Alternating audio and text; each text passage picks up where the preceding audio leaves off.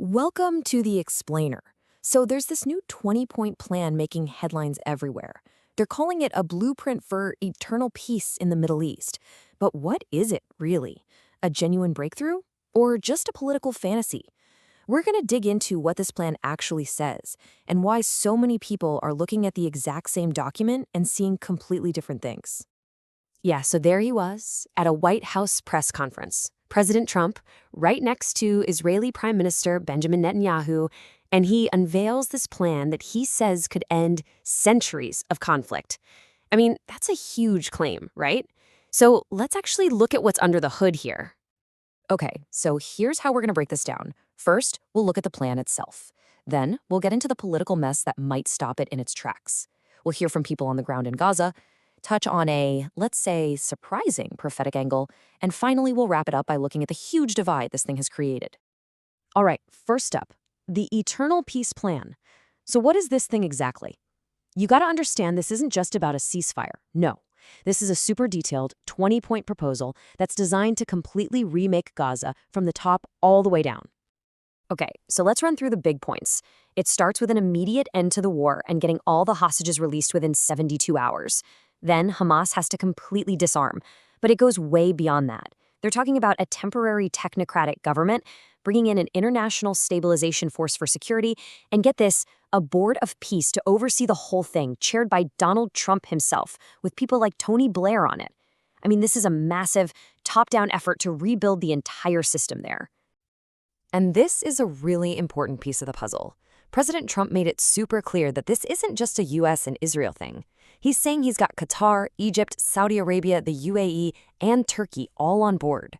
The strategy here seems to be to build this huge regional coalition to put so much pressure on Hamas that they have no choice but to agree. So on paper, it all sounds ambitious, but maybe doable? The problem is, as soon as you look at the political reality, things get really, really complicated. It turns out what you say in Washington isn't necessarily what you mean back in Jerusalem. So at the White House, in English, Prime Minister Netanyahu is all in. He's saying, yep, I support this plan. He frames it as a complete win for Israel, saying it achieves all their war aims, getting hostages back, getting rid of Hamas. For a minute there, it looked like everyone was on the same page. But then, hours later, he's back home, speaking Hebrew to his own people. And suddenly, the story is completely different. The tune changes, and it shows this massive, maybe even fatal, split. And this is where it gets wild. Look at this comparison. The official White House plan talks about a pathway to Palestinian statehood. But Netanyahu back home says he definitely had not agreed to a Palestinian state. The plan says Israel will withdraw. He says the military is going to stay in most of Gaza. It's like they're talking about two totally different deals. So what's going on here? Why the two faces? Well, Netanyahu is on a political tightrope. His entire government depends on these far-right coalition partners. For them, any talk of a Palestinian state or even just ending the war is a complete non-starter. They've called the plan a diplomatic failure. If they walk, his government falls. And for him, that's a massive risk, maybe even bigger than any pressure coming from the US. Okay, but let's step away from the high-level politics for a second. What do the people who are actually living through this think? While all these leaders are talking, Palestinians in Gaza are on the ground. So let's hear some of their voices. You hear from some people, like Nabil al-Hissi, and what comes through is just pure exhaustion with Hamas. He calls them a corrupt movement and says if someone like Tony Blair takes over, maybe they can finally have peace. You can just feel the desperation for any kind of change, any hope for stability. But then you hear from others, like Gamal al-Barai, who are just completely cynical about the whole thing.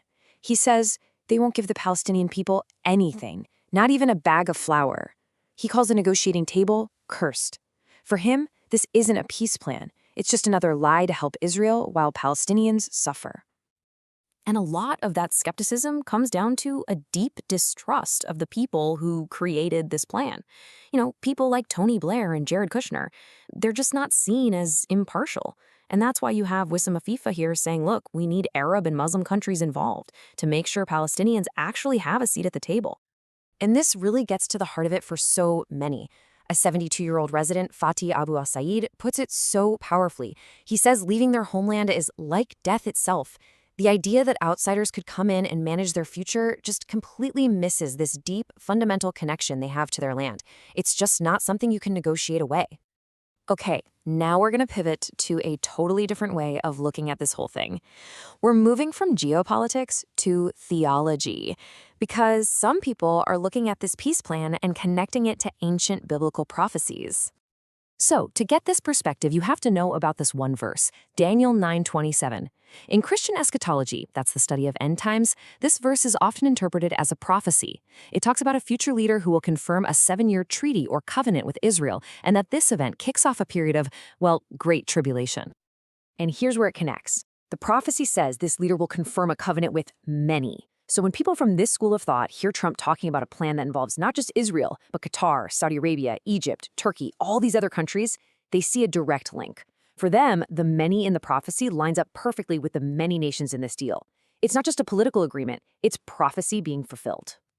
And what's really fascinating is that from this perspective, hearing leaders call for eternal peace isn't a good thing. It's actually a warning sign. They point to another passage, 1 Thessalonians, which says, "For when they say peace and security, then sudden destruction will come upon them." So what most of the world sees as a hopeful diplomatic effort, they see as a trigger for disaster. Okay, so let's try to pull all this together. You've got the diplomatic angle, the political maneuvering, the view from the ground, and this prophetic interpretation. It's pretty clear that this one single event is being seen through completely different realities. It's not one story, it's at least 4 different stories happening all at once. And this table really sums it up. You have these 4 different lenses. Through the diplomatic lens, it's a historic breakthrough. Through the political lens, it's a total fantasy, a ploy for Netanyahu to survive. From a humanitarian perspective, it's a plan made without Palestinians that could just be occupation by another name.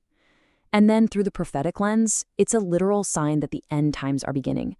The same plan, 4 wildly different interpretations. So we're left with this huge question, right? Is this a peace plan, a political ploy, or a prophetic sign? When one single event can mean such radically different things to different people. I mean, when it can be a solution, a lie, a tragedy, and a prophecy all at the same time, it makes you wonder if there's any shared reality left to even build peace on. And maybe that's the biggest thing this whole episode has revealed.